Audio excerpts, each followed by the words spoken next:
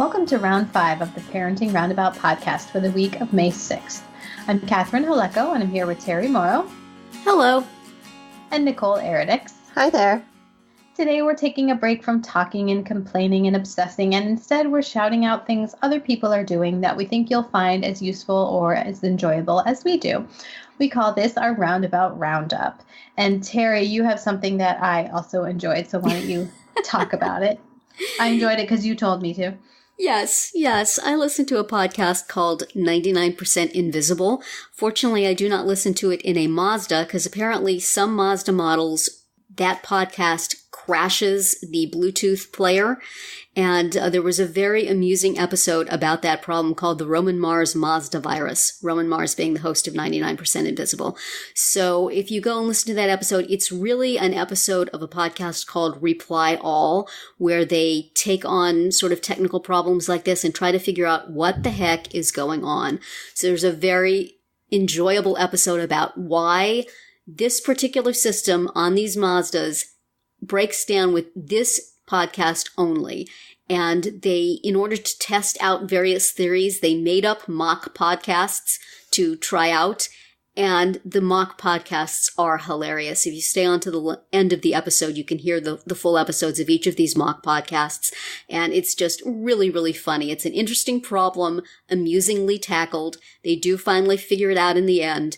And then you can listen to these very, very funny made-up podcasts that they used to test their theories. Highly recommend. Yeah, and they got some superstars to come and record their fake podcast. They got Sarah Koenig from Serial. It's very to do one fun. called, I think, what was it? Something like 88% parenthetical, I think is what they called it. And then she just starts talking and then just keeps going off on tangent after tangent. And then what was the cooking woman that she had that? Samin Nosrat, who has a show on Netflix, yes. I think. And so they did a cooking episode that was, I think, greater than, lesser than, and about. And so all the amounts for the cooking had to be in comparison to some object. Just really, really funny. So it's like multiple podcasts in one. And how about you, Nicole? What do you have to share? I actually did a blog post on theinclusiveclass.com, and I wrote about 10 ways to show your students that you care. So it's from a teacher's perspective. Cool. So it's up on there, up on my blog at theinclusiveclass.com. So and you suggest that parents print this out and slyly sneak it into their teachers' boxes at school? They could. Just anonymously. I'm just kind of hoping that teachers will see it and then all of a sudden be like, oh, good idea. Yeah. And I have to say, I know a lot of very caring teachers. But yes. There are some who could use a little Good. Take a hint. Tip. Yeah. So that's what I'm sharing this week. Cool. And I think I will just, for my item this week, I'll just promote thrift shops and the idea of thrifting, and especially Goodwill, because my daughter has a real knack of finding good stuff at Goodwill. She's gotten homecoming dresses there in the past, and she just found another dress the other day that almost made her want to set her prom dress that she'd bought aside and wear this Goodwill dress. She's not going to, because it's not quite formal enough.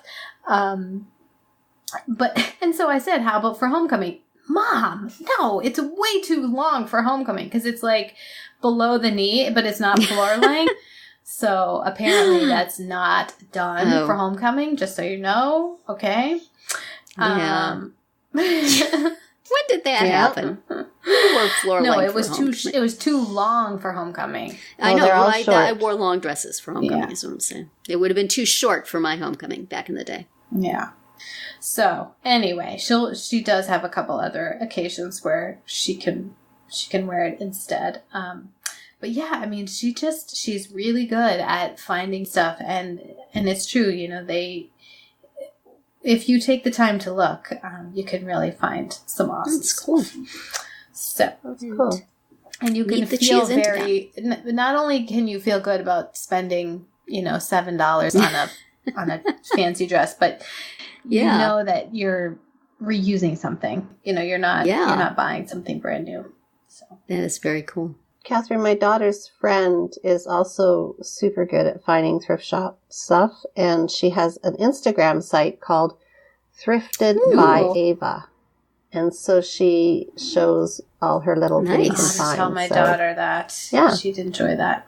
All right. Well, that is it for another week of Parenting Roundabout. If you missed any of our earlier episodes this week, look them up on iTunes or wherever you get your podcasts to hear what we have to say about changing our kids, teaching our kids, letting our kids watch screens, and what we're watching on TV. On screens. Speaking of screens, yes.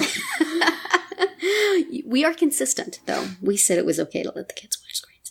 You can also find all our episodes at parentingroundabout.com and talk back in the comments there on our Facebook page or on Twitter, where you will find us at Roundabout Chat. Have a great weekend and see you back here on Monday.